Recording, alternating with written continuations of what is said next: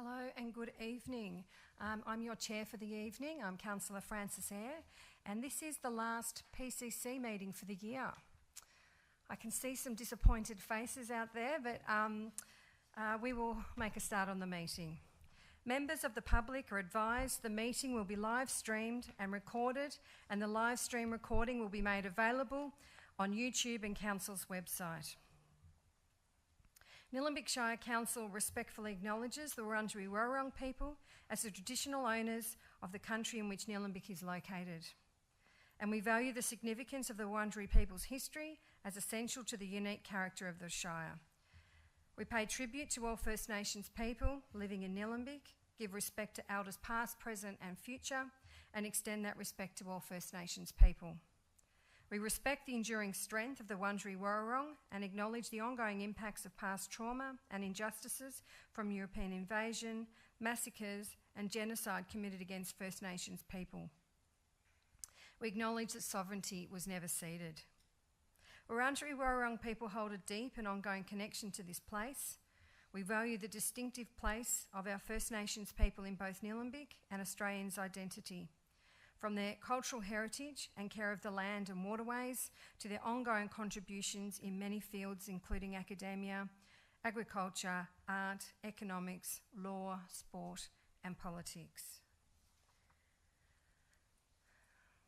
We now move on to apologies on leave of absence, and I'd just like to note that Councillor Duffy is on approved leave of absence until the 27th of November 2023.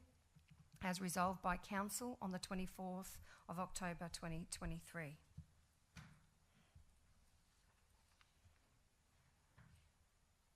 I ask councillors if you have any conflicts of interest with any of the items we have tonight. Okay, thank you. We now move on to officers' reports. The first item we have. Oh, thank you. We have the confirmation of minutes. Councillor Egan. Thank you, Mayor. I'd like to move a recommendation that the committee acting under delegation from Council confirms the minutes of the Planning and Consultation Committee meeting held on Tuesday, 10 October 2023. Thank you. Do I have a seconder for the motion? Happy to second. Thank you, Councillor Payne. Nothing to discuss. It's a formality. Thank you. I'll put the matter to the vote. All those in favour? It's carried unanimously. Okay, we can now move on to officers' reports. The first item we have is the Eltham Lower Park draft concept design. But before we go into the vote, we will actually have some speakers tonight. We have 8. And the first speaker we have tonight is Melanie Howard.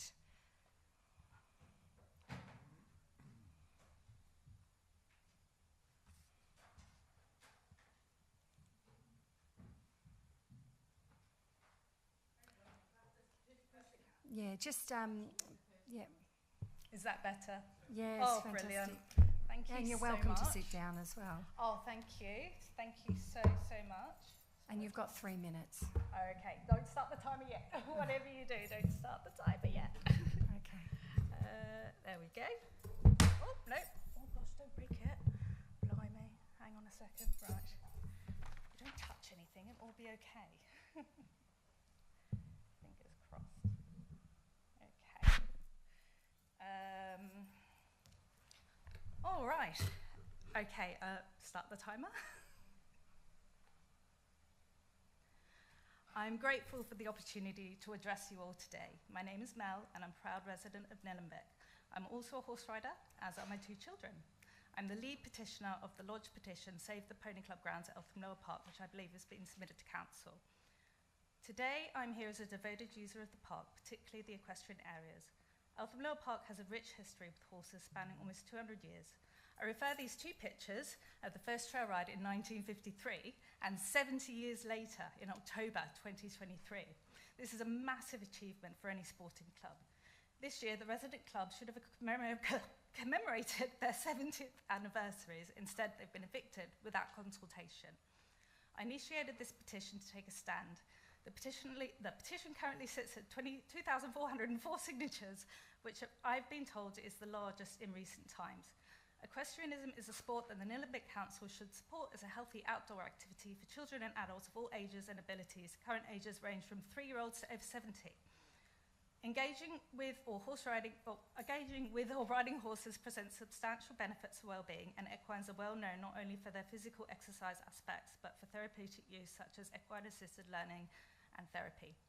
While I understand the want for dogs to be off the oval due to the mess and the damage issues, as many in our community have already pointed out, dogs are already well catered for in the Shire with numerous exercise locations available. On the other hand, the number of riding grounds in the Shire is extremely limited. It's difficult to comprehend the removal of a cherished sporting facility for children and adults to make room for a dog park. Council need to heed the community's strong opposition for the creation of the dog park if it means sacrificing the equestrian grounds. It's crucial to acknowledge that no equestrian club can operate within the park if any of the sand arenas are taken from the club for the dog park. The lease of the club should be reinstated immediately in full with access to all areas so the clubs can continue to operate while the council and all stakeholders work together to come to a solution that works for everyone. As a rider, we have always shared the grounds with dog walkers anyway, and we are happy to continue using a shared space with dog walkers in the same manner that we already do. This is a view supported by both clubs and the local equine action groups. Your duty as council should be to support all sports at Eltham Park, especially those cherished by our children, women and other minorities, rather than evicting them without even attempting a reasonable solution. I find this approach troubling and unjust. This approach goes against the council's own ELP master plan and also the community consultation policy, as no consultation was ever had with the riding club space at the park. Instead, the dog park and the demolition of the former Pony Club grounds has been presented as a fait accompli, which in itself is very concerning. It's important to note that the consequences of the council's actions have already been felt, but the outrage and support from the wide community has been overwhelming, and I am so grateful to them. I wish to thank the community for speaking out and making themselves heard. It was a pleasure to present this petition to council on behalf of you all. Thank you. Well done in getting your 3 minutes in. Thank you. Thanks for coming in this evening. Thank you. Councillors, is there any questions for Mel? Oh, okay. I've got a couple of questions for Mel. We've met before? Yes. We have, at the park. Yes. So you're Mel Souris on Facebook? Yes. Okay. So when you say Mel Souris is a real person and don't represent any club based at the park, Yes. Mel Howard is a real person and is a member of the club. I'm a member of the club, but I don't represent the club. I've never represented the club. Made it very clear that I do not represent. I'm come to you as a user of the grounds and a member of the club, but I'm presenting this and started this as myself. Now, for personal and professional reasons, I don't use my real name on Facebook. Many people don't, people who are doctors or hospital people or whatever. For those reasons, I don't use my real name, but I am a real person and I stand before you today. Sure. You've said on Facebook that regular riders mostly ride during times when not a lot of dog walkers are about. Yes, that's right. When would that be? So I know that some rallies in the past were held on a Tuesday morning, and also a lot of riders will ride, especially in the summer, either quite early in the morning to get away from the summer heat or quite late in the evening. So as someone who uses the grounds all the time, sometimes I go down there and I literally see one dog the entire time. And at other times I go down there with my kids and I might see loads. So how often are you at the Horse and Pony Club? Gosh, it totally depends. So we were up there on Cup Day, actually. I went with about 4 of us and we had a lovely ride around that was the last time I was there. So probably weekly, maybe a little bit more, maybe a little bit less. I'm not the only person to ride there. It's the many people hack down from Templestowe, from Warrandyte. It's not just club members. There's many other people that actually use that area as well because it's the only publicly accessible one. Early in the morning and late at night? Sometimes, it just depends. Sometimes we've been there right in the middle of the day. Okay. But so does that mean if you are there in the middle of the day, you have to take your kids out of school and you'd have to take time off work to use the park? No. Okay. But we were down there quite a lot on the school holidays, but no, I wouldn't take my kids out of school. Okay. I've only got one at school anyway. So we've added 10 kilometres of shared trails with the Diamond Creek Shared Trail. So there are more riding paths in the Shire of Nillumbik. That's not... Councillor Payne, is that a question? Are the 10 kilometres of shared trail not suitable for you? Not for learning to ride. Of course, you can take your, horse down the trails and have a lovely kind of pleasurable ride.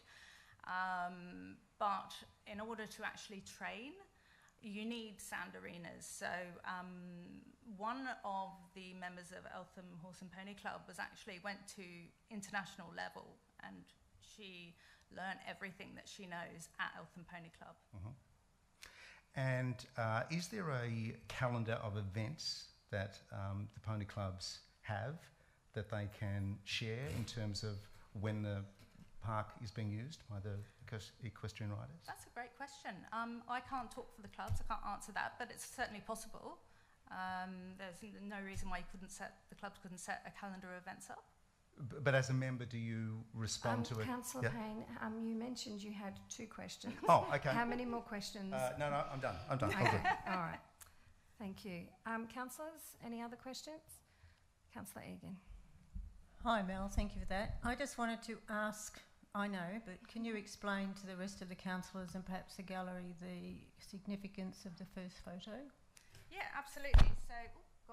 So this was the first trail ride taken at the formation of Eltham Pony Club in 1953, and Diana Bassett-Smith was the founder, and I believe she's leading the ride there.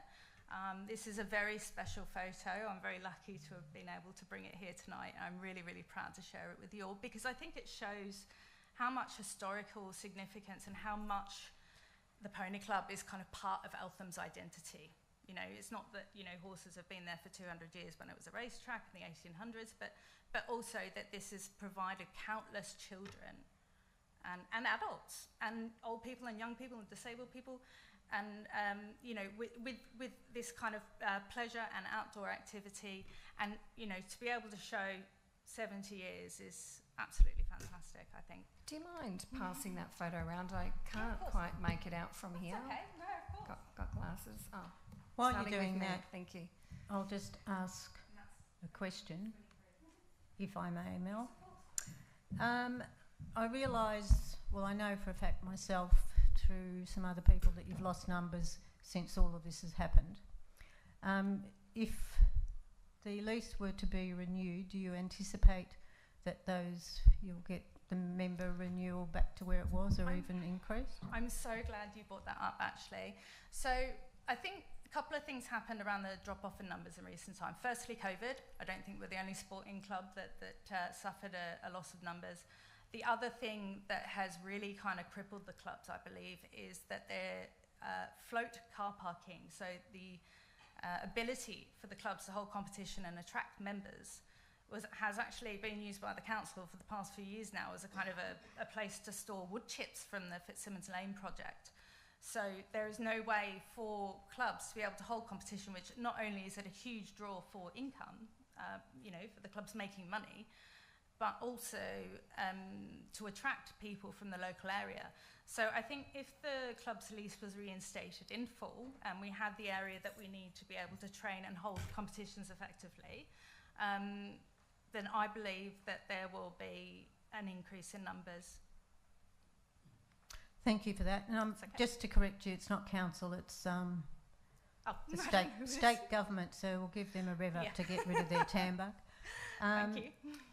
And the other thing is about the sand areas. Mm-hmm.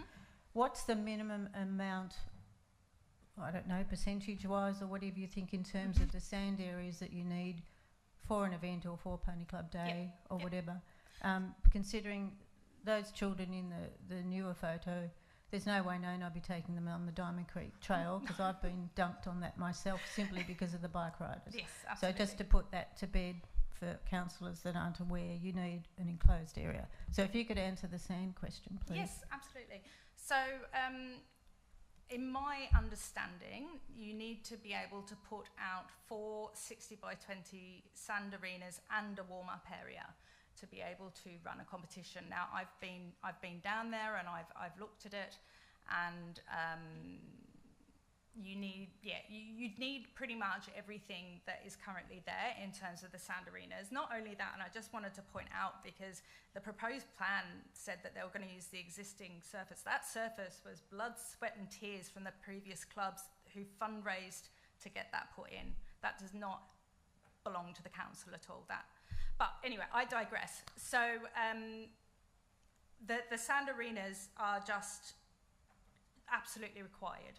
There is obviously, some compromise and, around sharing, or perhaps a portion of the cross-country course could be used for a dog park, or the space is shared like Donvale Pony Club is, where they have signs that horses have priority.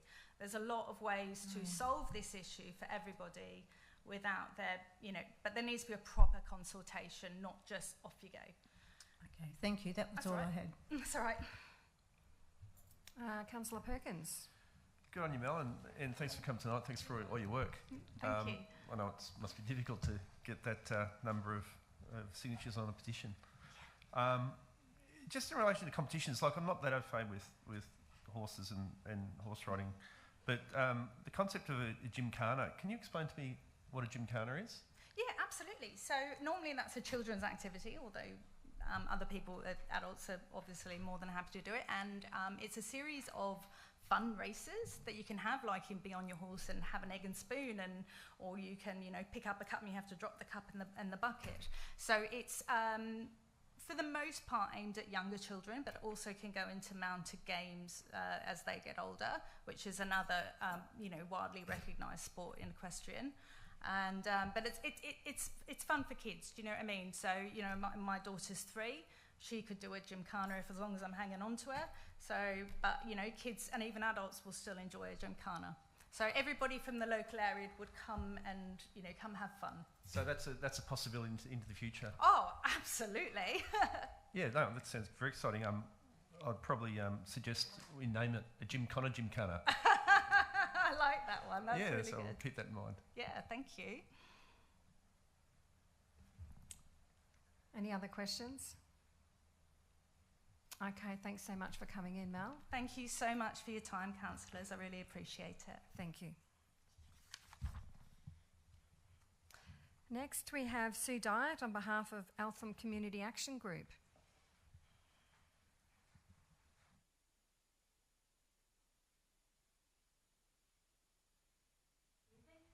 Good evening, and you have 3 minutes. Once you've sat down, of course. Yes.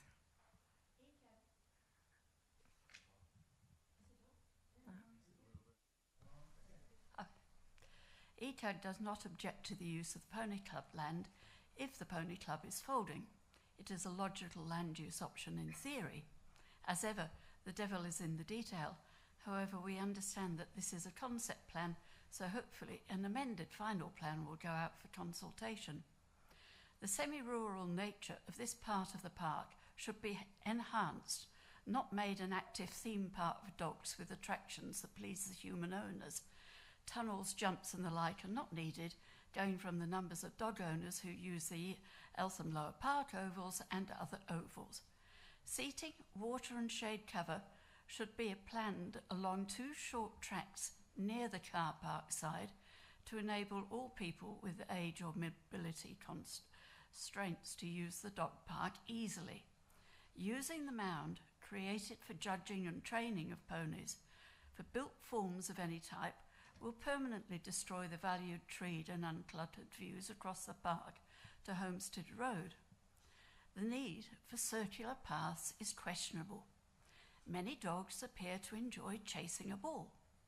How on earth can council ensure human safety on a circular path some distance from the boundary? This means a degree of accuracy is needed by the thrower to avoid a person standing on the other side of the circle and who is possibly throwing a dog ball towards you. Think about it.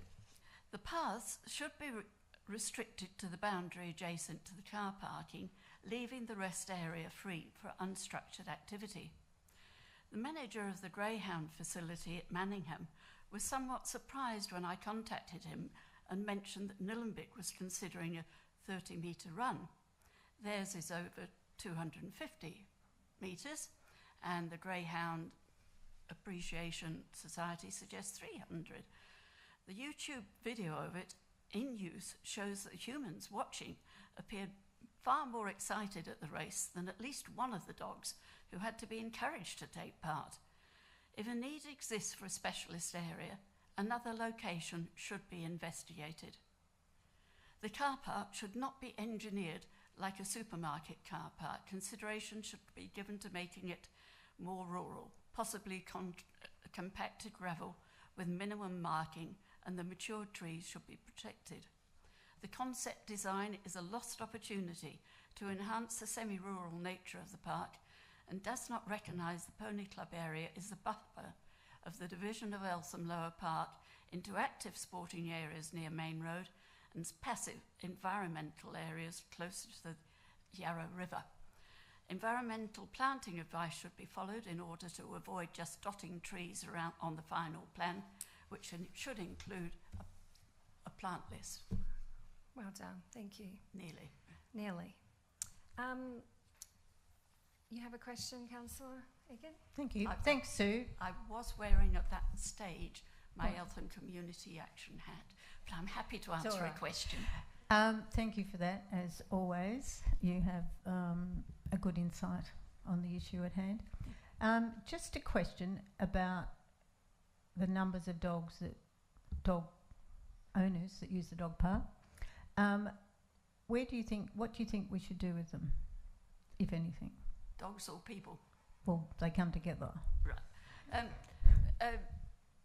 It is a problem because that's a sporting ground and people go out and use it for sporting facilities. It's a perpetual problem. Well, that goes without saying, that we've got to do something about that issue. Councillor But what do you Egan, propose? Yeah, I'm just thank you. explaining my question. Yeah. Yeah. What do you propose once they're banned, if they're banned from that area because of the issues we've got, what we do with them? I'm actually not sure of what the actual numbers are. Do you know that, just as an offshoot? No, okay. Apart from saying it's a problem for elected representatives to solve, it depends on whether what happens to the Pony Club land. There was a mention tonight of part of the land being used.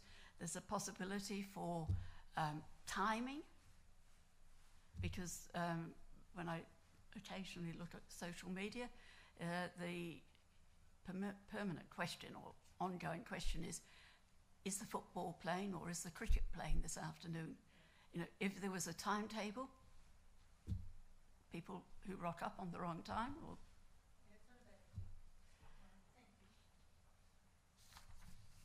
Any other questions?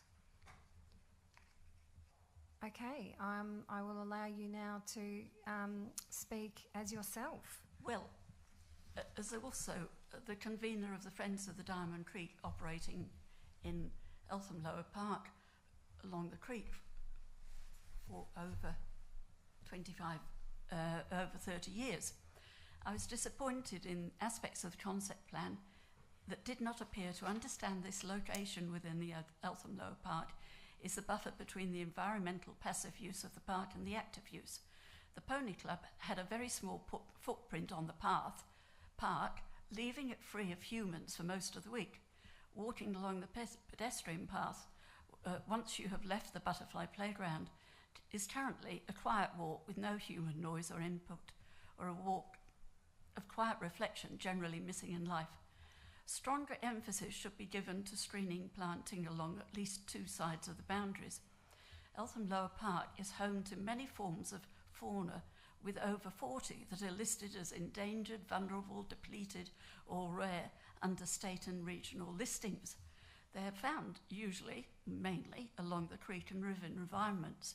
Bringing noisy humans and dogs together with a more constant use of the land closer to the creek or river environs needs sensitive management. Denser planting may assist. As for the greyhound issue, it might be educative to Google what happens in other states. The New South Wales government website says, just like all breeds of dogs in New South Wales, pet greyhounds are required to be on a leash while in public areas at all times, unless they're on a council designated off-leash area. If a greyhound rushes at, chases or attacks a person or other animal, the same penalties that apply for any breed of dog may apply. And there again, it suggests that in New South Wales, greyhounds can use off-leash areas. There's another quote, but I won't have enough time. In South Australia, Alexandrina Council in 1920 had a media release stating that they are going to continue exemption by the Dog and Cat Management Board for greyhound off-leash events to be held fortnightly from Sunday the 21st of June between 9 a.m. and 11 a.m. and the events are open to all greyhound dogs and their humans. So consideration should be also given to dissuading dog owners from walking down along the viewing platform and into the water. Ongoing problem, but many in Nillumbik platypus are found in the lower reaches of the creek, and they are afraid of dogs. Thank you so much, Sue. Yeah. Okay, councillors, any questions? Okay then. Oh, yes, Councillor Amtran. Thanks, Sue. So, sorry, just to clarify on the concept of a greyhound run, which was part of the original concept plan. So are you suggesting that that should be a separate area of the park, or that they should be incorporated into the main area of the park instead? It would seem to me that if there is sufficient need for some area for greyhounds to be allowed to roam free, maybe following the Alexandra South Australian example, that if you have a dog park, maybe once a month, certain hours are open to greyhounds, because they don't have to wear a muzzle in Victoria any longer. It's just that they wouldn't play pretend races, which is a fairly expensive use of valuable land, because you only have apparently 2 of them running up and down at the same time. So can I just clarify, so you're suggesting that there's a certain time of the week or a date or in the month that anyone with a greyhound can come and use the dog area? If there was a proven need for it, yes, and if it was checked with the Alexandrina Council in South Australia and find out if anybody else is doing that. Yeah, as opposed to an actual run. Yes, yeah. I think a run is an abhorrent idea. Yeah. Thank you. Any other questions? Thank you for coming, Sue. Thank you. Thank you.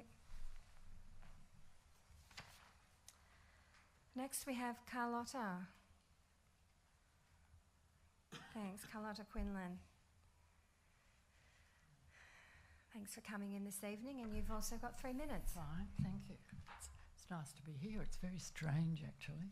I mean, I really expected 703 objectors to be here waving banners and, but there's nobody, so. My comments are fairly similar to those expressed by Sue, but I suppose if you, I guess most people will have the same idea. If they're unhappy with it, that it will be for the same reasons, so. Eltham Lower Park, Eltham Lower Park along the Diamond Creek and from the playground and the cricket pavilion back to the Yarra River is the only parkland in Eltham that's retained a semi-rural character. Apart from the bitumen paths along the edge of the park, you can wander beneath the trees and across open grassland as if you're in the country. It's a quiet, peaceful place. I don't object to the use of the Pony Club area for a dog park. What I do object to is the concept design. Its over-designed features have the potential to completely destroy the semi-rural ambience. There often appears a reluctance to design something simple. To be seen to be doing your job or gain funding, you have to over-design or over-supply, when a very basic and inexpensive plan is often all that's required. For instance, the 2 metre wide concrete path around the 2 dog parks. The width, materials used and length seems totally unnecessary.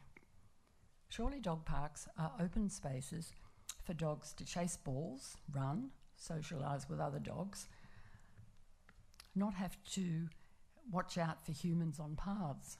Where do you throw the ball? A viewing area isn't needed. Owners need to be in the park interacting with and controlling their dogs, not sitting on a seat outside the area.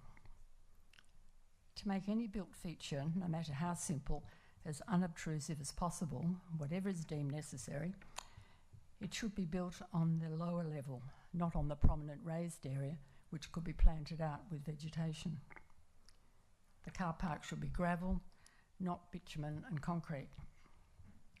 A standalone run for one specific breed of dog should not be included.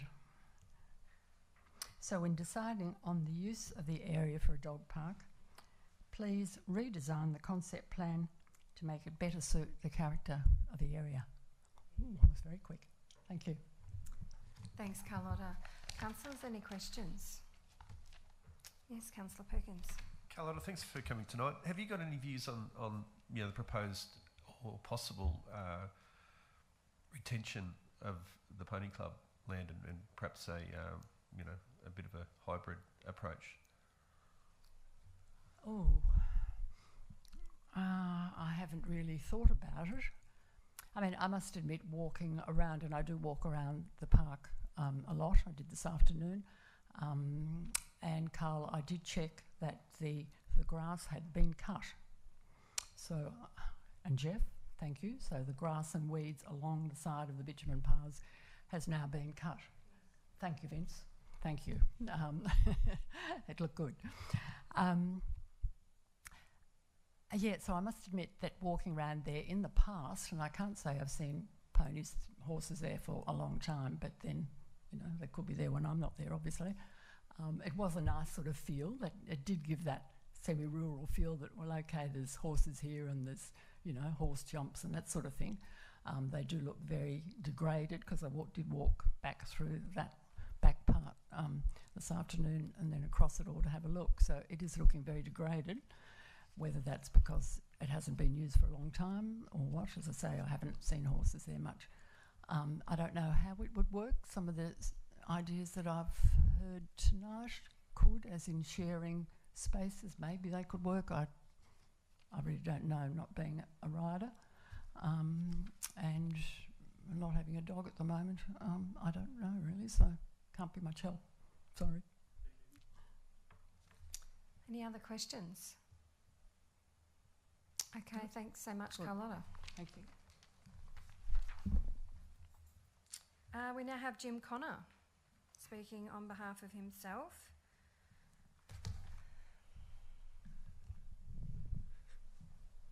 You also have 3 minutes. Good. Thanks, Madam Chair. Can I speak on behalf of the Historical Society first and then speak Yes, on you behalf can. of myself? Thank you. The Eltham District Historical Society, which I'm president, I'm speaking on their behalf, we neither support or object to this proposal.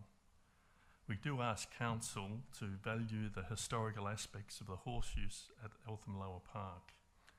Horse activities have existed there from the early 1850s, when horse racing was held on 10 acres of land, partly cleared by the residents. We also ask Council to investigate trees in the informal parking area between the oval and the equestrian area to ascertain whether the possible scar trees there have any Indigenous significance. That's all I wish to say on behalf of the Society. Thank you, Jim. Councillors, any questions? No, okay. You now may speak on behalf of yourself. Thank you. This is my personal submission. I'm not supportive of a fenced run providing an area for one breed of dog. I do not agree with the process used to gain feedback on this proposal. Council has presented a broad concept, then asked for comments. I would rather see community consultation where people have an opportunity to indicate whether they support an idea, then obtain preferences, then undertake creation of a concept for consideration. I understand that officers have been under pressure due to timelines and financial requirements, but I just feel that the consultation process here has been flawed and hasn't provided adequate information or opportunity for community to provide comments. The proposed car park introduces an urban type of layout and surface treatment as distinct from the current semi-rural environment. I would encourage council to look at alternatives to try and maintain the semi-rural environment, perhaps using an appropriate gravel surface. There's no indication where accessible parking is to be included and whether a continuous accessible path of travel for people with disabilities is to be provided to and through the areas. And what surprises me in the officer's recommendation is that there's no indication as to what action is to be taken. It talks about noting the submissions, thanking the submitters, consider the comments, and resolved about the confidential. But there's no indication what happens from there. So, it's not unreasonable for people to look and think, well, is council really going to do anything about this? Thanks very much. Thank you, Jim. Any questions from councillors? Thanks. Hi, Jim. Glad to see you back on deck. It Thank wasn't you. the same without you. Thank you. Well, with your personal hat on, so because you can only answer questions about yourself, from yourself, have you got an opinion on the numbers of dogs, or, I mean, in your opinion, how many are there, and if there's lots, what we should we do with them? Same as I was trying to ask Sue. On Sunday morning, I rode along the boardwalk on the western side of the oval, and about 11 o'clock I took a photograph across that oval, and there were 4 people on the oval and 44 cars in the area between the oval and the pedestrian and the equestrian area. That area was chock-a-block with cars. That was 11 o'clock. So what were they doing if there was only 4 dogs? Well, what do you think they were using the car park for? It was all because of the playground and the railway. So from that point of view, I'm not sure how, if the equestrian area is going to be used totally or partly for dog use, how in peak load periods there's going to be sufficient parking to cater for that, as it is now the dog owners park near the pavilion. And I've seen many cases where the dog owners park, let the dogs run free into the oval, to the oval. I came back about 3 o'clock and took another photograph from the same location. There were 24 cars in the car park and no one on the oval. And I don't know, I'm not a dog owner, so I can't comment from that point of view, but I'm a regular rider through that area, and it just does vary. It seems to be of a morning, there are often people there on the oval, small groups standing in the middle talking and the dogs running free. And at other times there doesn't appear to be much use at all. I'm not sure how, if the equestrian area is used either partly or totally for dogs, how council will be able to stop the oval still being used for dog use, as has happened at Eltham North. One suggestion made by a council officer was that the gates would be taken off, but that may or may not be a restriction, I don't know. But I do remember sitting in this room not that long ago when there was a representative of the lacrosse club said that they are not able to get competing sides to use their pitch because of the condition as a result of dog use. So it is an ongoing issue. I'm not sure what the answer is, and I don't envy the officers having to try and resolve and come through this, particularly with strong support from both sides of the use, both the horses and the dogs. Thanks, Jim. And also, just to clarify, with our new governance rulings, we can actually ask questions of those speaking on behalf of Yes. a club or a group. Yeah. And I'm happy to answer questions on behalf of the Historical Society, because we do have a lot of information about the horseshoes here, the history, and that photograph that was shown around of the first ride.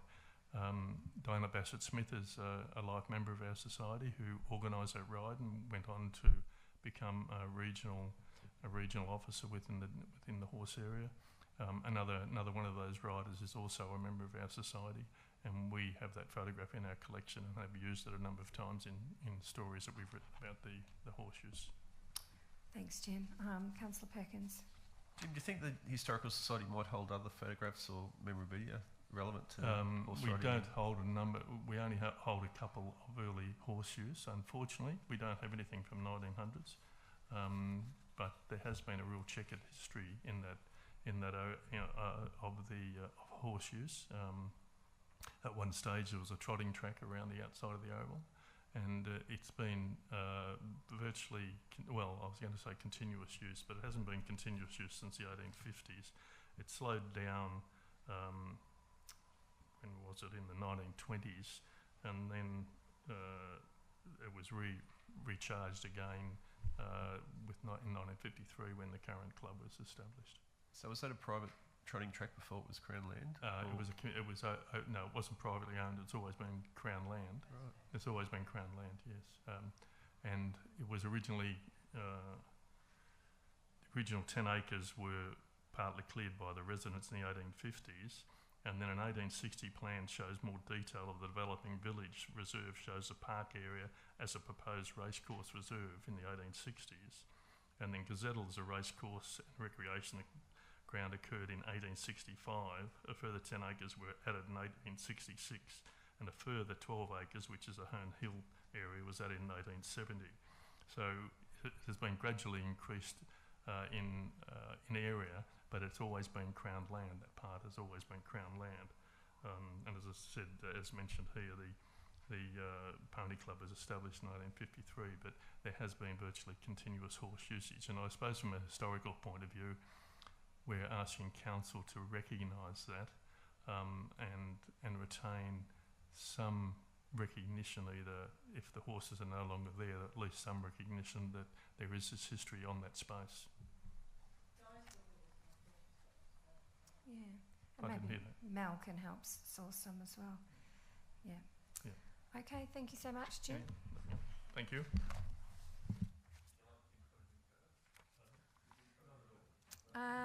Okay, we'll now move on to Tyler Howie, who's speaking on behalf of the Diamond Valley Railway, and you are the president. Thank you and welcome. You've got 3 minutes. Excellent. Thank you very much, Councillor Eyre. Before we go anywhere, I would like to talk about how we found out about the dog park proposal, because it's a little bit concerning. We were contacted on the 24th of August about a pop-up stand to go outside the front of our main station during our school holiday running period. That is the first time we heard about a proposed dog park for Diamond in the Eltham Lower Park region. After this, we then conducted research looking at the council's August meeting papers, in which there was an overview of the Eltham Lower Park development, where discussing the area leased to the Eastern Region Adult Riding Club and the Eltham District Horse and Pony Club. In the overview provided, the following was included. Quote, point 2, Eltham Lower Park covers approximately 19.8 hectares. Park features include 2 sporting fields, pavilion, training nets, playgrounds, barbecues, and surrounding amenities. Point 3, the space is heavily utilised by a range of cohorts, including sporting clubs, community groups, and passive users, end quote. Diamond Valley Railway, in other words, was omitted from the proposal entirely. This is despite the fact the railway was recognised as the most popular paid attraction by visitation in the draft Nillumbik Destination Management Plan on page 61, with 55% of visitors to the area attending the railway. Furthermore, the funding for the dog park is from the Investing in Our Communities Fund. By excluding Diamond Valley Railway from the discussions surrounding the use of this funding, we have felt isolated from the community. This is particularly disconcerting considering the amount of funding Diamond Valley Railway provides to local community groups and charities.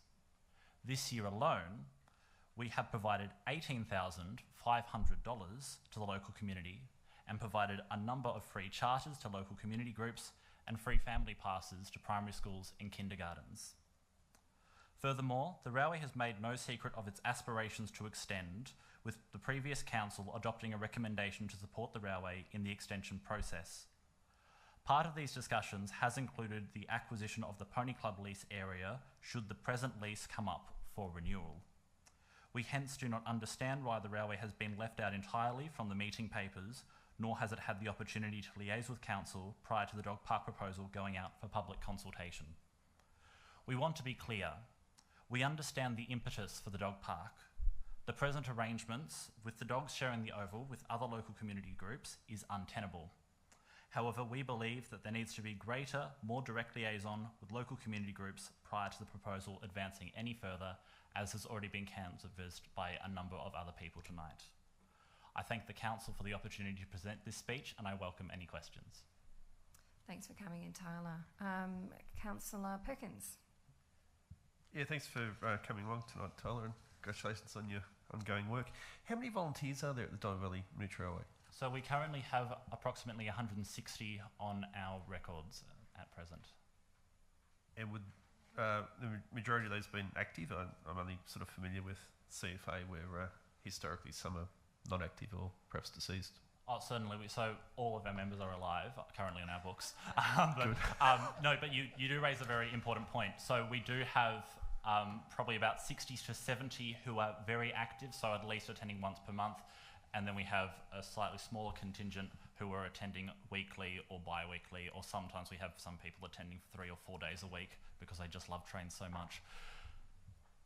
I would just try to phrase the following in terms of question, and so the question will be the hook at the end. But have you ever thought about like organised group tours? Because when I was mayor in 2012, that was one thing I actually had the privilege of doing was being toured around the facilities, and it wasn't just about people driving trains. There were all these other teams of people doing fantastic work. So do you ever do sort of organised tours to try to promote the fact that it's not just the train driver, it's this whole industry about making the trains, maintaining the trains, the landscape in the garden, the parks and gardens? It's a whole community almost. Absolutely, and I think the way you phrased it is beautiful. It's definitely a whole community. We have a rich tapestry of people who are coming in to create the railway in all its facets, and we do offer tours on request. We've also had a number of our councillors down at the railway in recent times. Would be more than happy to have you again as well.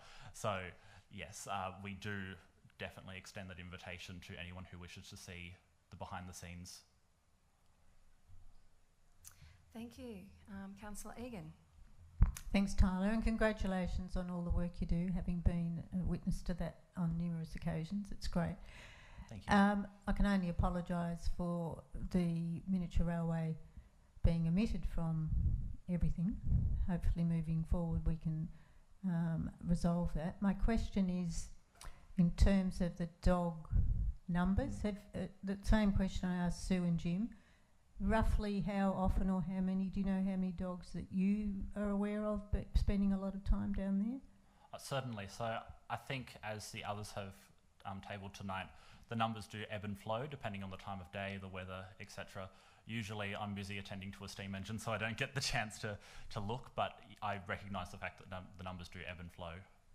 And in your opinion, what would be a reasonable solution after hearing the arguments we've heard tonight, that they do need the sand arenas, and Sue and Carlotta, that we don't need the greyhound run, and paths would be better, not circular tracks. What, in your opinion, do you think of all of that? I think what it really highlights is the need for further consultation. So I'm not a dog owner. I've never been to a dog park, unfortunately, but I do definitely see the need for one at Eltham Lower Park should we have those continuing issues. What I would personally like to see is a way forward where we can liaise with the Pony Club, the railway and other groups to ensure that there is a solution that is suitable for all stakeholders at the park and ensures we continue to support the diverse array of interests at the park. Excellent. I've got a question. Oh, sorry. I was going to ask, where do all your volunteers park? So we have a separate parking area that's adjacent to the railway's East Yards area, so it's separate to the public area. Okay. So yeah, we're completely self-contained. Great, thank you. So Tyler, do you think DVR should be part of the grant or simply part of the discussion when it comes to changes to Eltham Lower Park? Definitely a part of the discussions, absolutely. In terms of grant allocation, we would have liked to have been a part of that discussion to see if there were any projects suitable for the allocation of funds to the Diamond Valley Railway. So I guess in that sense, yes, we would have liked to have been a part of the discussions at least.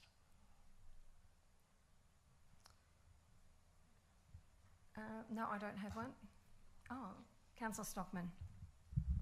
Thanks, Tyler. Just a question for you. You said you were left out of the discussion. Is that because you were invited and you didn't go, or council just hasn't invited you to the discussion? To my knowledge, we've received no personal invitation to discuss the dog park proposal prior to its public consultation.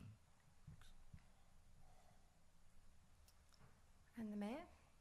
Yeah, thanks, Tyler. And just to follow on from Councillor Stockman's question, so you didn't receive any notification prior to the public consultation. Now that the public consultation is wrapping up, have you been consulted directly during that process? To my understanding, no. No. Okay, thank you. Any other questions? Okay, thank you so much for coming in, Tyler. Excellent. Thank you, Councillor Eyre. Okay, and our last speaker on Eltham Lower Park is Jenny Ferguson. Thanks for coming in. You've also got 3 minutes. Once you sit down. Thank you.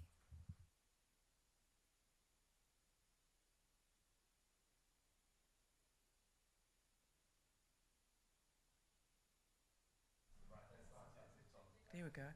I feel like I'm in the dog's dinner bowl tonight because I'm a dog owner and a very, very frequent user of Eltham Lower Park with my dog. And so I'm really quite amazed to hear some of the conversation that's gone on before me.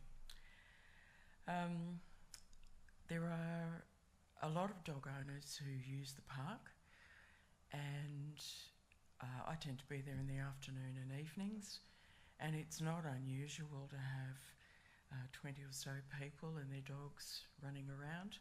It's also very good for the humans, and I've met my neighbours there and made friends there, and people who help each other out. So it's fabulous. And during COVID, I thank my lucky stars for that dog park. It was just wonderful and a safe place to go because it's open air. It was really a lifesaver, particularly for those of us in the community who live on our own. I have just a few points to make. I heard Councillor Heath Gillett say at one of the ward meetings that dog owners were a silent majority in Nalimbic. And part of the problem with you, and he's right, part of the reason that you don't know is because we don't have an association. We're not a club, we don't have a committee. What we do is pay dog registrations, which is $200 a year, generally speaking, and that raises over $600,000 a year for council, that alone. So dog owners are not really passive users of the park, and is not just the stray person, not just the stray dog, but there's not just the odd person pops into the park here and there.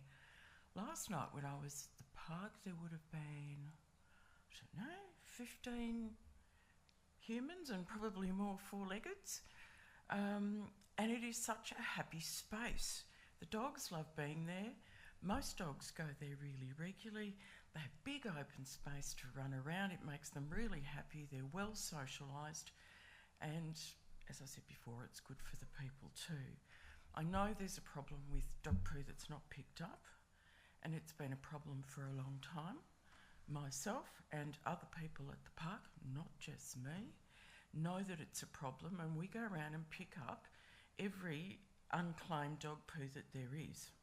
It's not a very nice job, but someone's got to do it because it's respectful use of the ground, but it's not 100%, and I know it's an ongoing problem. But that means that a few people spoil it for the majority, as is often the case.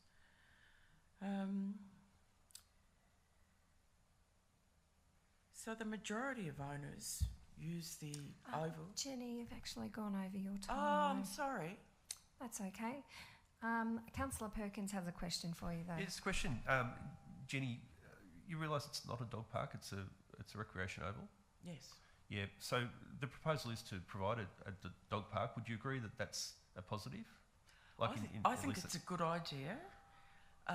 It gets the dogs off the footy oval. And I agree a lot with what Carlotta said about don't do too much to the pony club to turn it into a dog park. Less is more in this case. Keep it natural. Yep. It doesn't matter what I think, but I agree. I suppose do you see any need to have agility equipment, tunnels, so you can teach your dog how to be a cattle dog or whatever it is? No. That might go well in a more urbanised area, but it's not suitable for Eltham. If people don't want it, I've talked to a lot of people and encouraged them to respond to the written feedback, and in the process talked to a lot of people, shared ideas. Just say what you think, don't mind what you think, but say. And people don't want agility equipment, they want an open space for their dogs to run. And I think, like Diamond Creek Dog Park was the first one to be built in Nillumbik, and that's got the agility equipment. I've never seen anyone use it. I've tried to use it myself, but it's Aren't you that agile? No, I tried to get the dog to use it, but she wasn't interested. No, thank you. I'll let someone else ask some questions. Councillor Egan.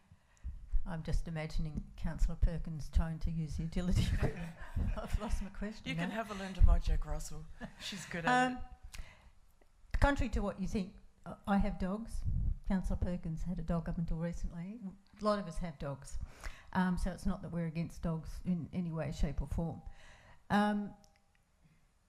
My question to you is the proposal between, in some sort of compromise or sharing situation with the pony club. How do you think that would work if you couldn't use it on particular days, if they had competitions or rallies, which aren't as often as, it's not going to be once, like every single day? I don't think the use is compatible. Many dogs are not brought up around horses. My understanding is that horse poo causes problems with dogs' hooves. I'm not a horse person, so... and I haven't seen a horsey event in the pony club area for 8 years, something like that. I haven't seen anyone ride a horse in there until recently when I bumped into Mel, and that was after the consultation opened. That was the first time I'd seen someone on horseback in the pony club in at least 5 years. So it wouldn't be any different to you not being able to use the ground when there's a cross game on. To my mind, there wouldn't be any difference. And to knock the poo situation on the head, there's no issue. I've got dogs. Yeah. The horse riders over there all have dogs. There isn't an issue. That's another myth. So it wouldn't be any different. So bearing that in mind, if it came down to having a compromise or not having anywhere for the dogs, do you think you could work with that? If it was, if there was a published timetable that said pony club use at this particular date and time over this time span, if it's a couple of days a month, I think people can adjust to that. Thank you. Councillor Perkins. I suppose, Jenny, one of the issues also with dogs and particularly on that oval and other ovals that, granted, it hasn't been terribly well policed, but are you aware of the fact that dogs are permitted on the oval, but they have to be on leash? No, that's total news to me. Yeah, so that's My understanding is it's designated as an off-leash area, and I've looked at the Olympic website to check it, because I do the right thing. Yeah. So my knowledge is that it's shared use, but if they are practising sport or playing a match, then the dog owners need to vacate. I might get clarification, but my understanding is that it's an on-leash area, like every footpath, like every other part of Nilla, apart from the. Are you talking about the Oval or the Pony Club area? I'm talking about the Oval. Okay. Is there anyone here that can confirm that? I'm fairly sure. Yeah, I think we're just through the chair trying to confirm if that's the case.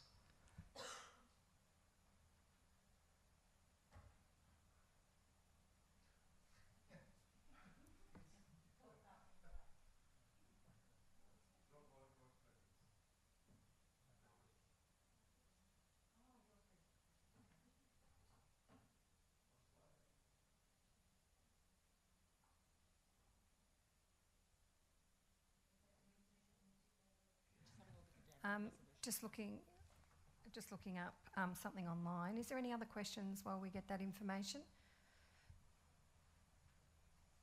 Okay, we will just wait patiently. There is just one thing that while you were looking that up, a way of honouring the Pony Club, and just an idea I had, which seems doable, is that up on when the old Linnister Farm site, there's some big tree trunks that have bled from the tree removal program. And a suggestion I had was to have a couple of those turned into sculptures, like the knight from a chessboard that has the head and the neck of a horse. I thought that would be a lovely way to pay tribute to the long history that area has as a pony club. Thank you for that suggestion. We'll have that noted. Thank you.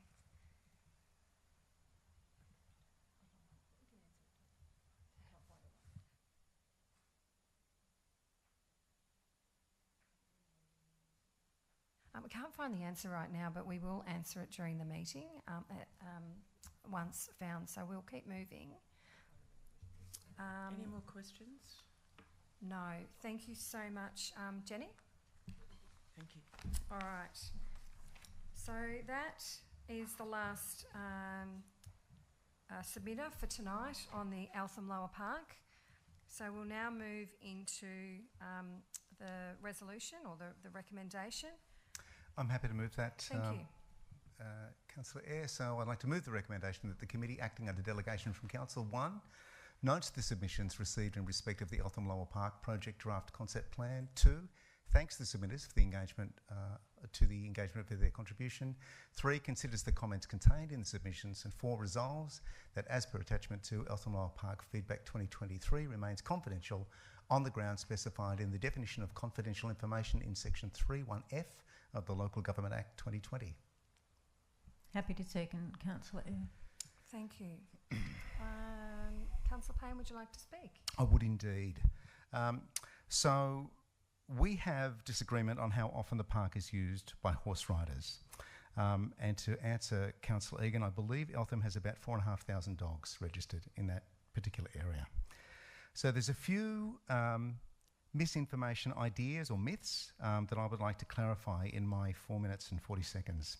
The first is that Council hasn't consulted with either the Horse or the Pony Club about the proposal, and it's a pity we don't have representatives from either club here. Council's been in discussion with both clubs for years before I was on council, so this is not a new or surprising development. This has been ongoing. And as Councillor Egan has confirmed, meetings were held before COVID about declining club membership before my time. So Council, in fact, has been consulting with both clubs for years, including this year. The question goes to active user groups. And I know that Councillor Egan said, be the squeaky wheel this time and a damned loud one to Mel about the petition, the change.org petition. There's about 2,400 names, which is impressive, until you dig in and you realise that 1,582 of those don't live in Eltham, and this was on a site called Eltham Life 3095. So a shout out to those people who signed the petition. We've got 429 from interstate, some from the US, some from New York, some from the Netherlands, but we have less than 10% of that petition actually responded as being from Eltham 3095. What it does reveal is that there is a desire locally to maintain the pony club feel whether they are there or not, and we agree with that. If the pony club was regularly used, we wouldn't be having this motion brought to council now. It would be used. It would be a busy, active use. One of the myths is that we already have too many dog parks. A dog park without a fence isn't a dog park, it's just a dog lead area. The same applies to a horse or a pony club. In both cases, the animals are exercised under human supervision and kept separate from traffic and other people. So we only have a few off-lead fenced dog parks. Diamond Creek, Hurstbridge, I believe, Eltham North, and Eltham Lower Park is not and has never been a recognised off-lead fenced dog park area, despite dog owners using the oval for that purpose. As Jim has said, it's been a constant strain for both cricket and lacrosse clubs trying to keep the grounds playable, which they are often not, and as Tyler pointed out, the current situation is untenable. That's why council is trying to do something. The idea that the grassed oval is for dogs already isn't true, unfortunately, and as we know, if a dog park is too small, it defeats the purpose of having an open space for them to run and socialise. Can we share the facilities? Absolutely. That's a great idea, and we should be sharing facilities to make sure that the riders get the chance to rebuild a membership and dog owners the first recognised off-lead area at Eltham Lower Park. This is about active user groups, formal and informal. So we have a number of formal and informal active user groups. Some have members and lease arrangements and pay fees, and others, like bike riders or walkers and dog owners, simply turn up and use whatever facilities are available. And as Jenny has pointed out, the problem is that it creates, for formal user groups like the lacrosse or cricket clubs, dog poo and having to remove the dog owners off the oval. So council is approached by user groups on a regular basis for changes to facilities such as upgrades or additional space. A shared space solves the issues of clubs demanding council do something and gives dog owners a dedicated space to be close to the same location they currently use. Just a few other points. The consultation was not about the expansion of the Diamond Valley Railway. Apologies for not involving DVR in that consultation. That is a separate discussion, I think. Bulldozers are not involved. No sand is being removed. This is about additional fencing and minor upgrades to shelters and water fixtures. The current state of the sand is that it is being mown because of lack of use. Grass is literally growing through the sand now. The Greyhound Run, I think that's gone. That didn't get much support at all, and I don't see that as being a goer, as they say. And I do hope the shared space solution means we have horse and pony enthusiasts spending as much time at ELP as they do on Facebook, and then we'd really have an active user group. Thank you so much. Thank you, Councillor Perkins. Oh, sorry. Payne. Both start with P. Thank you, Councillor Payne. And my apologies, Councillor Perkins. Councillor Egan. Poor Councillor Perkins. Councillor Payne is an expert at muddying the waters with his data definitions, and once again we have just seen that. How many of the 4,500 dogs actually use the oval? I very much doubt whether it's 4,500. To clarify the comments about the previous discussions, the matter was all done and dusted after the previous discussions, including staff, Ingrid Crichton, members of Eastern Region that you didn't mention at all, adult riders, and the Pony Club. In the last term, it was the consensus of opinion was the lease would continue as it was unless there was another place found for the members of those two clubs. That seems to have all just vanished off the horizon, and we will find out why and how that's happened and make sure it doesn't happen again, because there was lots of consultation, but there hasn't been anything since then till this came up. So just to clarify that situation, because again the waters are very muddy. And the comments about petitions, it's amazing how when it's something that suits a particular council, how everything changes, but again the data's manipulated. So that means that we knock out every single petition in Nillumbik. If you don't live in that particular area, I don't think so. Rural people make contributions to urban areas all the time and vice versa. In fact, many of the issues in the rural area controlled and managed and mentioned and whatever by urban people, not the rural people. You can't discount, petitions and opinions from people just because they don't live in Eltham. And there's been no comment about the Eastern Region adult riders, and I think currently their membership's 25 or 26. If Kath Giles can perhaps clarify that. So what's their opinion? We haven't heard from them tonight. I don't think their numbers have dropped, but I'm pretty confident on both groups of clubs that if this issue was resolved, their numbers would come back up and we'd see the Pony Club raise its head again, because parents with kids, they look after their kids, so they run to the nearest club to make sure their kids have got somewhere to go. So that's the only reason the Pony Club's folded. So very disappointing. Also, particularly in relation to the miniature railway, that's quite upsetting, considering the amount of work and the amount of money. Just in my 2 terms alone, there'd be a couple of $100,000. I know I've handed out probably $60,000 to $80,000 myself over 3 or 4 years. So once again, I apologise for that. That's a really awful omission. And I think I've run out of time, so I'll just leave it there. Thank you. Thank you. Any other councillors wishing to speak? I'll have the Mayor. Thank you. Thank you, Councillor Eyre. Look, I think we've had some fantastic feedback tonight, so thank you to everybody who's come along. It's actually been really useful, and hopefully we'll be able to move forwards and make some real improvements to what's proposed. I think we've heard it loud and clear that people feel it's over-designed. So that's some great feedback, and it's really interesting to get that feedback from dog owners and other park users as well. So it just shows that seems to be a common theme. Keeping it simple and having shade and seating for people, enhancing that semi-rural nature of the park and really respecting it as a buffer zone between the heavily used area and the more rural area on the other side. I think it really is important to facilitate all sporting groups, and the Pony Club is part of that. And I'm really pleased to know that we are working on this compromise where we can have that shared use so that we can still have the dog park, which really is much needed. And I don't accept arguments that it's not. We do need a dog park, and we're very grateful for the funding from the federal government to help make that happen. But we also don't want to displace a club that's been there for a very long time. And so 2 clubs, thank you, Councillor Egan, 2 clubs that have been there for a very long time. So being able to have that shared use agreement will be really valuable. I'm also sorry to Diamond Valley Railway that they weren't directly consulted. That's something that we should always do, is consult with all the surrounding user groups when we do a project like this. And so we will certainly take all that feedback on board that you provided, Tyler, so thank you for that.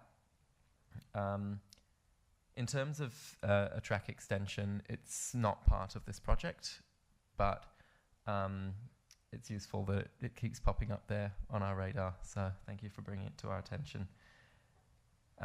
So yeah, looking forward to progressing with this one. There will be changes. We will listen to what's been said tonight and consider what can change in the designs to just make this the best outcome possible for the community. So thanks again to everyone who came. Thank you, Councillor Ramcharan. Councillor Perkins.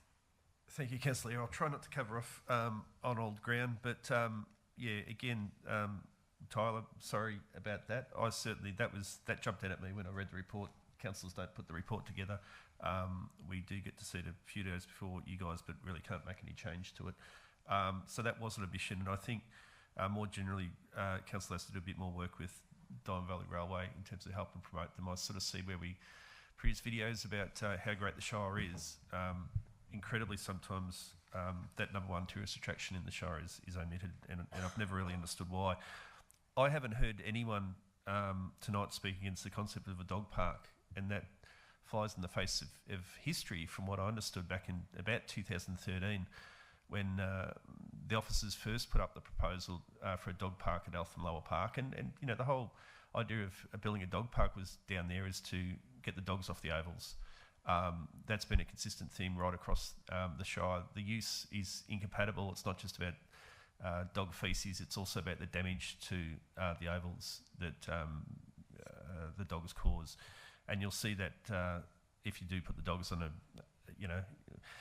Diamond Creek, we inherited the money that Eltham should have got for the Eltham Lower Dog Park. That was $25,000. I remember that very well. Diamond Creek got the first dog park because Eltham didn't want it.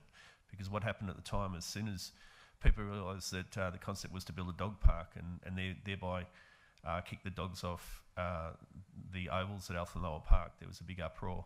And the councillors of the day decided to do a bit of a backflip and not support the lacrosse people to the extent they had been before then. And they wanted to do more planning, basically put the whole dog park concept at Eltham Lower Park on hold. And that's where it's sat, really for almost the last 10 years. So this is long overdue. It is all about getting the dogs off the Eltham Lower Park Oval. That's the elephant in the room. I don't think I've heard anyone tonight, I certainly haven't heard anyone tonight that is opposed to the concept of a dog park. I don't think anyone's opposed to the concept of, supporting the pony clubs as well.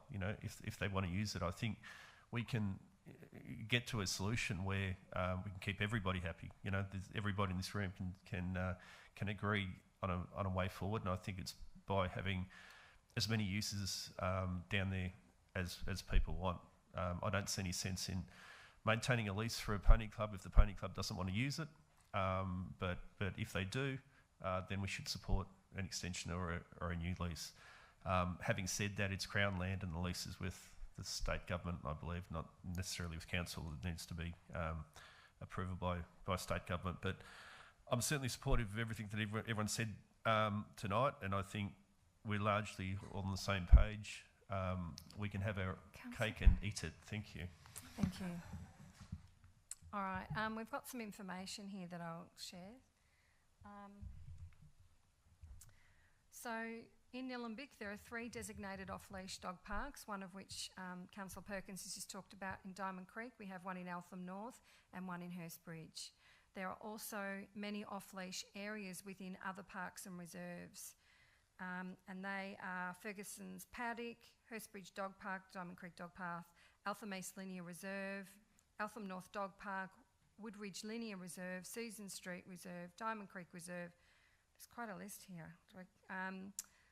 Diamond Creek Reserve, Nillumbik Park, Plenty River Drive Reserve and Griffith Park, and parts of Eltham Lower Park. But if you're walking your dog off leash within these permitted areas, you must always have effective control of your dog.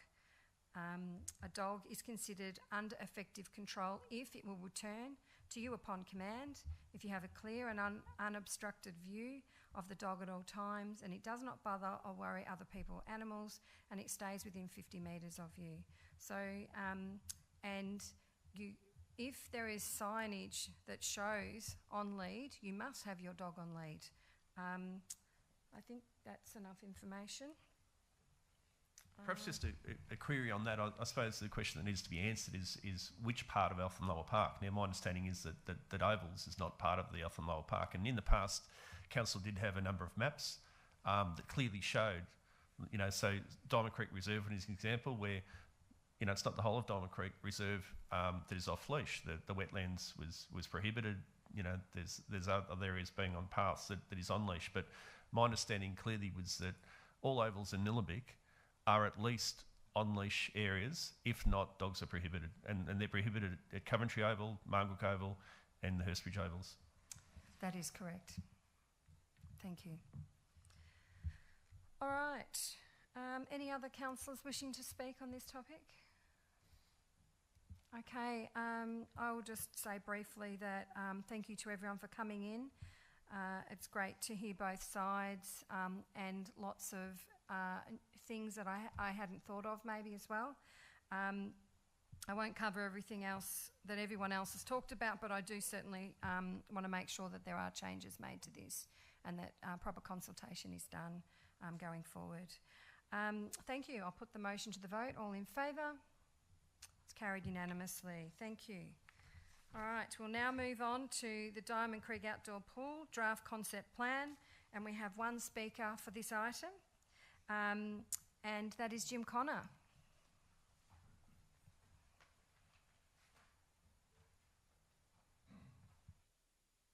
Thank you, councillors.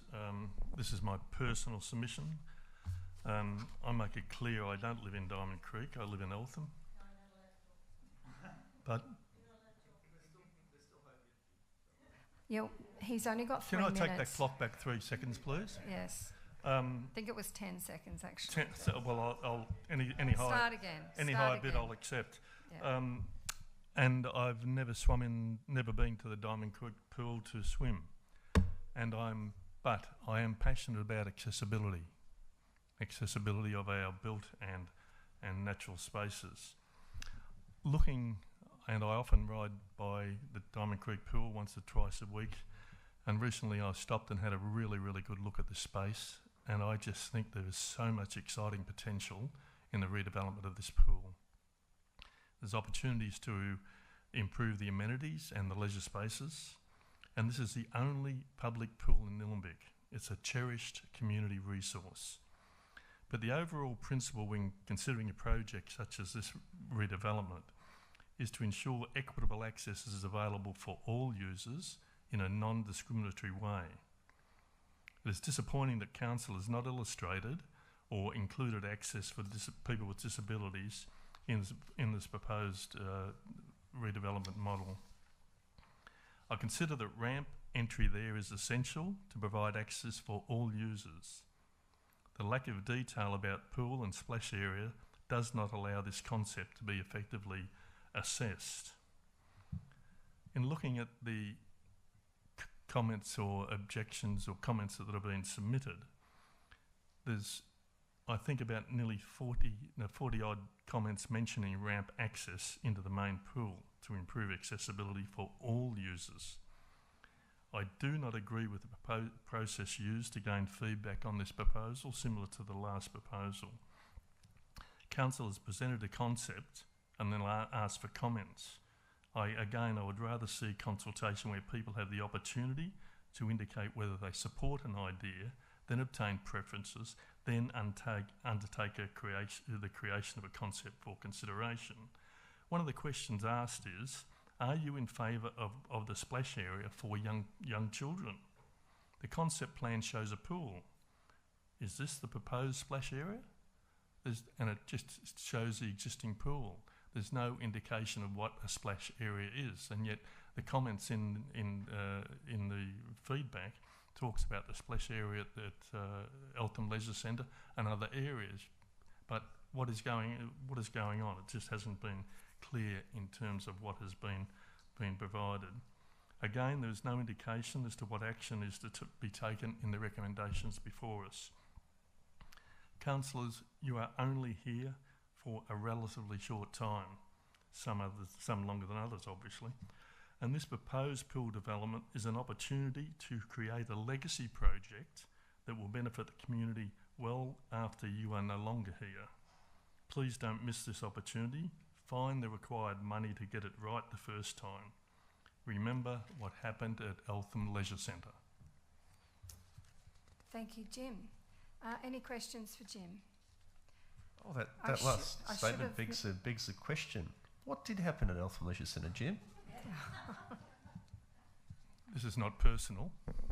When the proposed redevelopment of the leisure centre was put up, it included the main pool with pod access, lift access in the main pool and no ramp access. I spoke to council officers at length about this and was assured that the architect had done international research to find this new type whiz-bang pool lift system called a pod.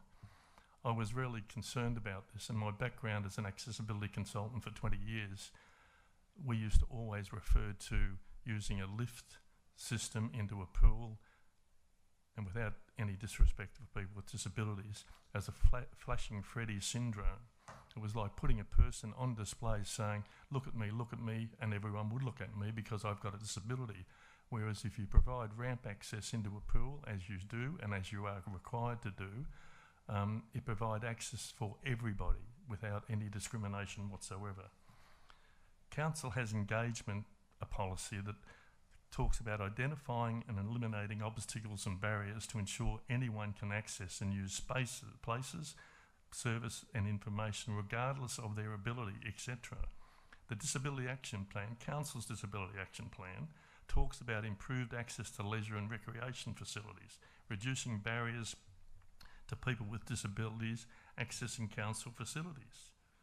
Part of that Disability Action Plan talks about including and engaging appropriately experienced and accredited access consultants when planning development of major projects, and to implement universal design principles to increase equitable access inclusion for all users.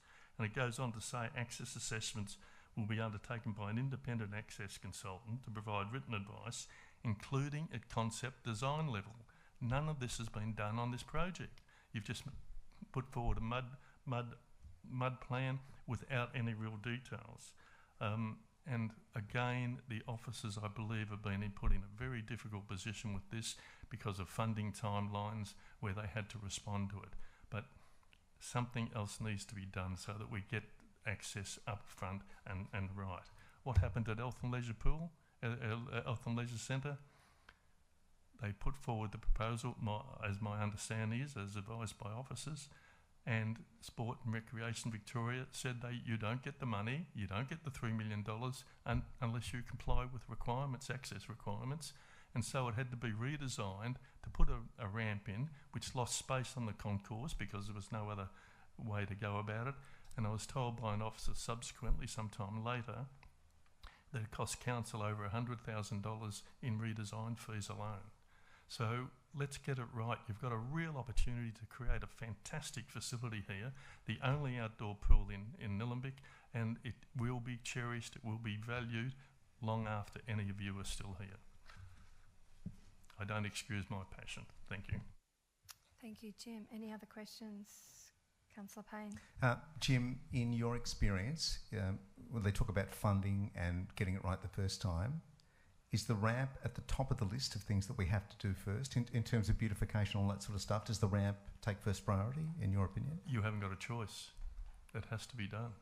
And I would encourage council to, okay, well, if you've got $1.5 million at the moment, look to find the funds to get it right, because you'll only get one chance to get it right on this sort of project. But the other accessibility facilities and other leisure facilities shouldn't be necessarily compromised just to provide the ramp. Okay. Otherwise, you just end up with you're not maximising the best opportunities you have in this facility. I just think it's a wonderful facility, a wonderful opportunity. You've got plenty of space to work with. You've got open grassed areas. You've got good trees. You've got it's a fairly basic pool to work with, but it can be improved by good access. And then it's a matter of how you define the children's area. And again, I would look at how you get a beach access system there if you're going to have a water facility, like a pool area. But if you're not going to have a pool area in other facilities, again, look at maximising the accessibility of it. And use accredited access consultants to get that advice. Thank you. Thank you. We have a question from Councillor Stockman. Thank you, Chair. Jim, you mentioned internal equitable accessibility, and you say this is a once-in-a-lifetime opportunity. What do you think of the external equitable accessibility, like say from the trail to the pool? I haven't looked at the car parking, but obviously one of the principal concepts in any project is looking at what I always call the captain, and I used to create a character around the captain, and the captain is a continuous accessible path of travel, and that's from the arrival point to the activity point.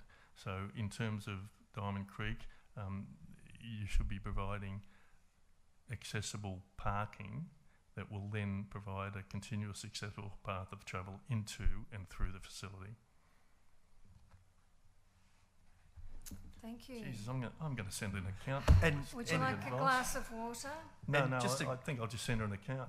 Who do I send the account to? A question, Jim. I assume it goes without saying that accessible toilets and proper change room facilities are just as important as a ramp to the pool. Absolutely. Because that was certainly I think as council well know, they're working on a change in places facility in Alistair Knox Park, and I would imagine that this would be part of the consideration for Diamond Creek Pool as well.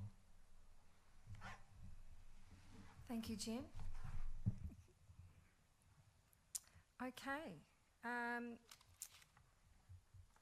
We do not have any other submitters or speakers for tonight on this item, so we will now go to the recommendation.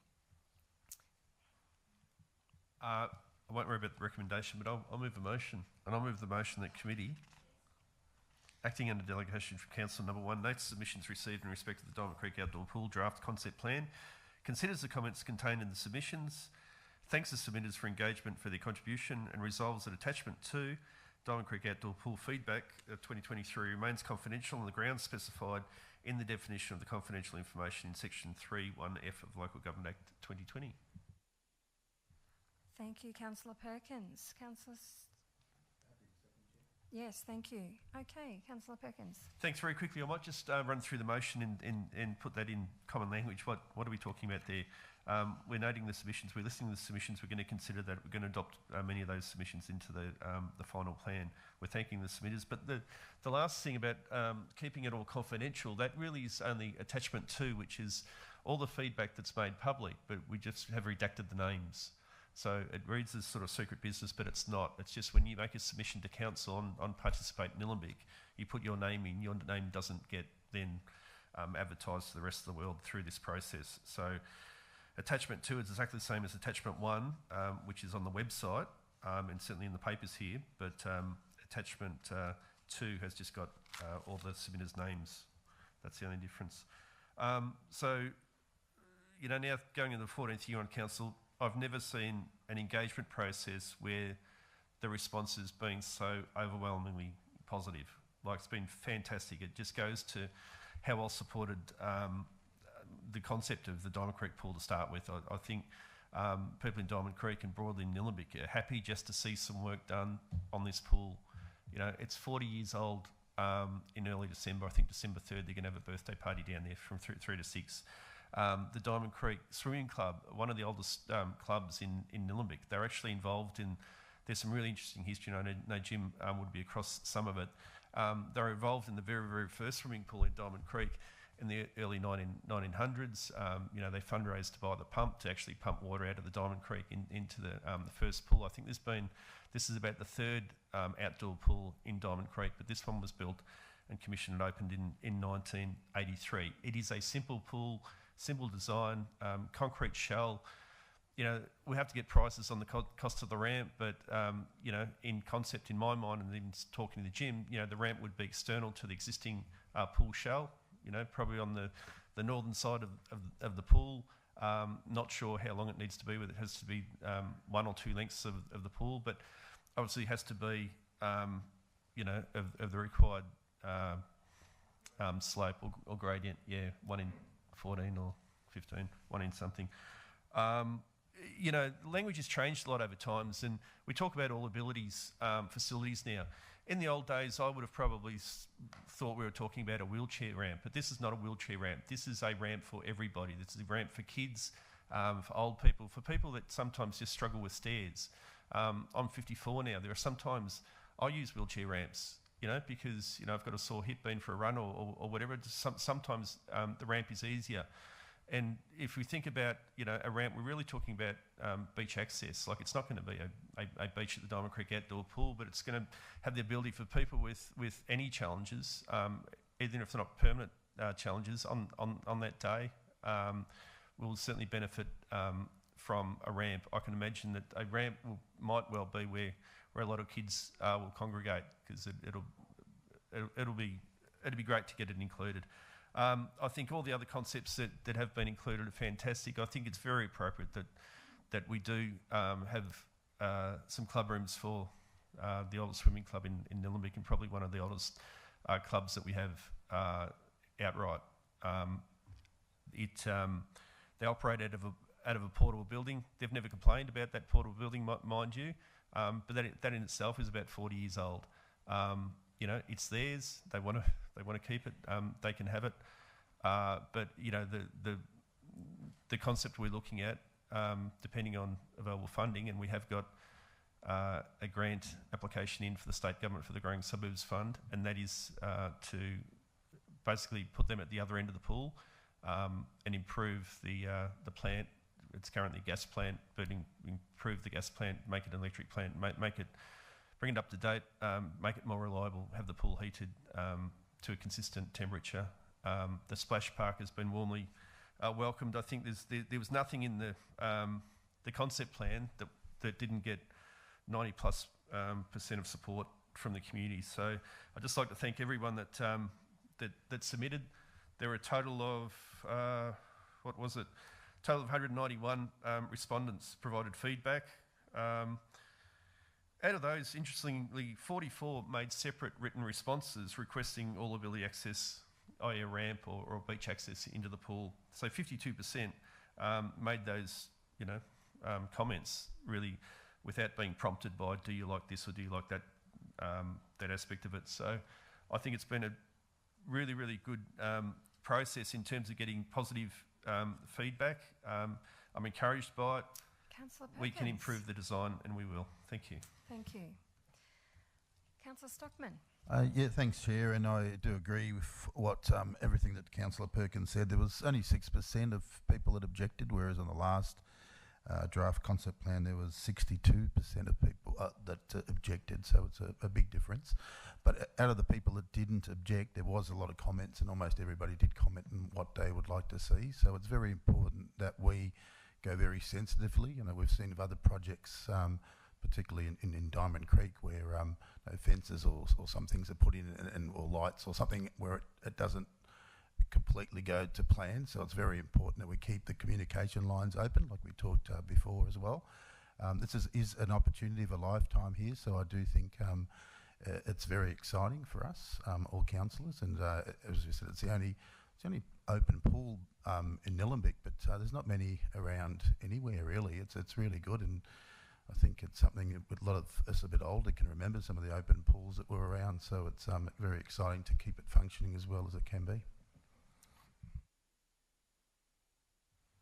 Thank you, Councillor Stockman. Any other? Councillor Ramtran. Thanks, Councillor Eyre. And thank you to Jim again for your valuable input.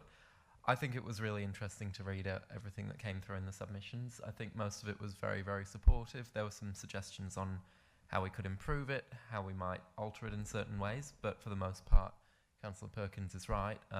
It's one of the most positive pieces of consultation we've ever seen, I think. I think in terms of a ramp, that did shine through quite strongly through the consultation, and I think as a council we do have not just a commitment but a responsibility to accessibility, and that's something that we need to think very long and hard about. It won't be cheap. I'm not going to lie to you and say it's something we can easily do. It will be expensive, but when we're doing such a big upgrade to a facility and we've got all this money, I think it would be wrong of us to not at least do our best to make sure that a ramp happens so that everybody can use this great facility. So that, I think, is something that we will continue working on to see how much it may cost and how or if we can find the budget to make that happen, because it really is important. Thank you. Any other councillors wishing to speak? No. I might just say that I know that everybody loves the DC outdoor pool for many, many reasons, and one of those is it's outdoors, it's fresh air, it's you're surrounded by nature, and that is also good for people who have sensory overloads as well, because you're outside or sensitive to smells. So there's so many different reasons for having a fantastic outdoor pool. But the ramp is really important, not just for those who are mobility impaired, it's for those who want a little bit of modesty by getting into the pool. You're not dressed in all your full clothes, you don't want to be slipping over and falling, and as I'm sure many of you have had, trying to climb in and out of pools, and I think the ramp is important for so many different reasons, so I'll certainly be making sure to look into that as well. So That's all I needed to say. So let's put this to the vote. All those in favour? Carried unanimously. Thank you. We do not have any supplementary and urgent business. There's no confidential reports, so therefore I close the meeting at 8:39 p.m. And thank you to everyone, and look forward to seeing you next year for the first PCC meeting. So this is the last. So thank you.